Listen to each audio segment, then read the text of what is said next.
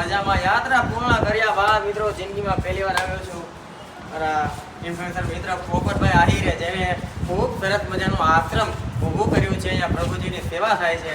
તો ચાલો આજે આપણે પોપટભાઈ પાસે આશ્રમની જો વિઝિટ કરવા આવ્યા છીએ. કેવું આશ્રમ છે આજના વિડીયોમાં તમને જોવા મળશે. ચાલો. ના બિલકુલ ખૂબ આનંદ થયો આજે. રોહિતભાઈ જો કે આમ તો ભારત દેશમાં એક એવા વ્યક્તિત્વ છે જે પોતે સાયકલ યાત્રા કરે છે, ચાલીને પણ જાય છે. હમણાં વિધિન એક દિવસ પહેલાં માતાજીના પાઠ મહોત્સવની અંદર સુરતથી પોતે ચાલીને આજે ભગોડાના દર્શને આવ્યા, માતાજીના આશીર્વાદ લીધા અને આજે ફાઇનલી સોશિયલ મીડિયા આશ્રમની મુલાકાતે આવ્યા છે.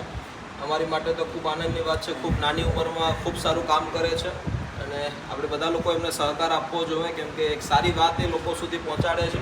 અને સાથે સાથે અમારા જયેશભાઈ ને ભાવિકભાઈ કે જે પણ ખૂબ ભાઈ પોતે સાથે જ હોય છે હંમેશા, અને એ પણ તમને કંઈ ને કંઈ રીતે સારી વસ્તુ બતાવવાની કોશિશ કરે છે. તો સારી વાત જે બતાવતા હોય, જે વાત તમને હસાવતા હોય, તો ચોક્કસથી ભાઈ જેવા વ્યક્તિત્વને. અને આજે સોશિયલ મીડિયા આશ્રમની મુલાકાતે છે. અને રોહિતભાઈ અહીંયા તો બસ એક ભગવાનનું સ્થળ છે આ તો, અને અહીંયા દરેક વ્યક્તિ એક દિવસ માનસિક હતા, પાગલ હતા, પણ તમે વ્યવસ્થા જોશો તમને ખ્યાલ આવશે કે કોઈ પણ વ્યક્તિ પાગલ છે એની બનાવવામાં આવે છે. જો પાગલ વાસ્તવિક હોય તો રૂમમાં એટલા બધા સાથે ના રહી શકે અને એટલી ડિસિપ્લિન સાથે રહી ના શકે. ત્યારે બપોરે 4-4:30 સુધી આરામ કરશે બધા, અને પછી પાછા કામ પર લાગશે.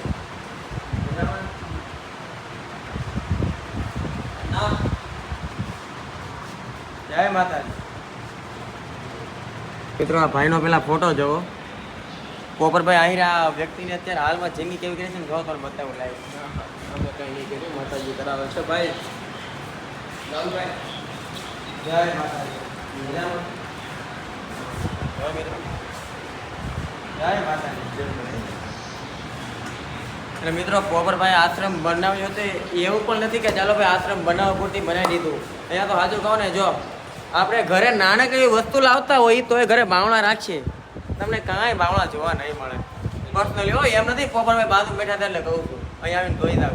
અહીંયા બધા લોકોનો સહકાર છે ભાઈ. અહીંયા કોઈ જગ્યાએ તકતી નથી મારેલી. કોઈ 5 રૂપિયા આપ્યા છે, કોઈ 1000 રૂપિયા આપ્યા છે, કોઈ લાખો રૂપિયા આપ્યા છે, પણ બધા લોકોનો સહકાર છે અને યુનિવર્સલ એક સહકાર રૂપે આખી આ વ્યવસ્થા ઊભી થઈ છે. અને એટલા માટે આનું નામ આપણે સોશિયલ મીડિયા આશ્રમ રાખ્યું છે કે સોશિયલ મીડિયા શું કરી શકે છે, એનો શું પાવર છે. આખા ઇન્ડિયાનું પહેલું એવું આશ્રમ છે કે જે સોશિયલ મીડિયાથી બન્યું. તમે બહારે જોયું હોય છે, ફેસબુક, યુટ્યુબ, ઇન્સ્ટાગ્રામ, કે જે પહેલી વાર આવી વ્યવસ્થા અહીં ઊભી થઈ છે. અને અમારી માટે બહુ ખુશીની વાત એ છે કે બધા લોકોનો ભરોસો છે અને અમે એને કાયમ રાખીએ છીએ કે જેથી એને આપેલા 10 રૂપિયા પણ કોઈને કોઈ કામમાં યુઝ થાય અને એક વ્યવસ્થામાં જળવાય. અને હંમેશા કાળજીપૂર્વક કામ કરતા હોઈએ છીએ. મિત્રો ખૂબ સારું મજાનો આશ્રમ છે, બધી વ્યવસ્થા પણ ખૂબ જ સારી છે. એમ તો પહેલી વાર આવ્યો અને પોપટભાઈ વિઝિટ કરાવ્યું, ખૂબ ગમ્યું અમને.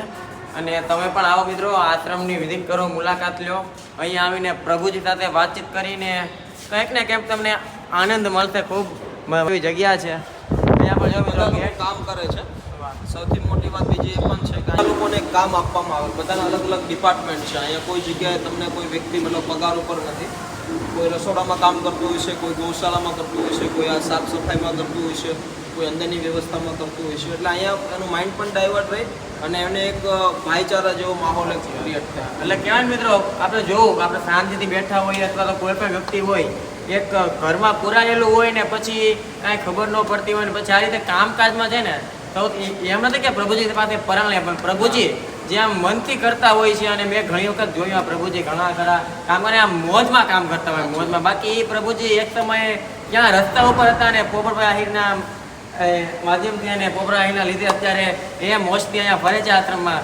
ઘણા પ્રભુજી મેં જોયા, ખૂબ આનંદ થયો મને. બસ માધ્યમ છે, હંમેશા બનતા રહેશું.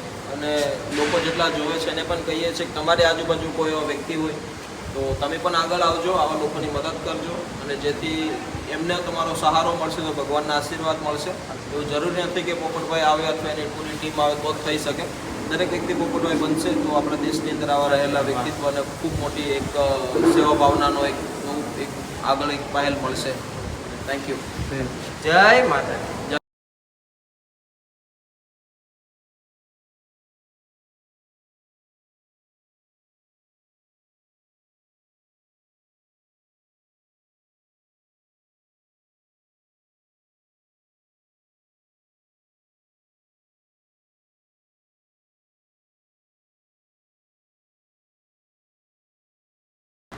What?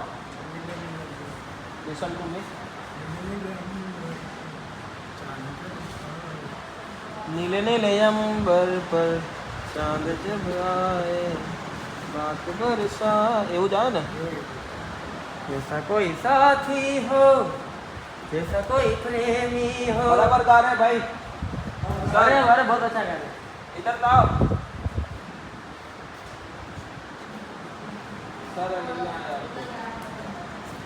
वो बहुत बढ़िया गा रहे हैं वंस मोर करो ना वंस मोर वंस मोर बिगड़ जाए जब कोई मुश्किल बढ़ जाए देना साथ मेरा तो हम न क्या बात ये कौन है चांदनी ये कौन है ये कौन था हैं ये कौन है पता नहीं है अच्छा विशेष भाई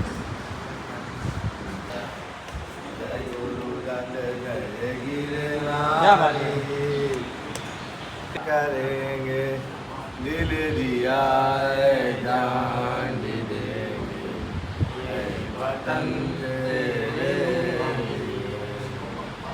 ए वतन अपना करेंगे ऐ वतन अपना करेंगे दिल दिया है जान भी देंगे ऐ वतन तेरे क्या?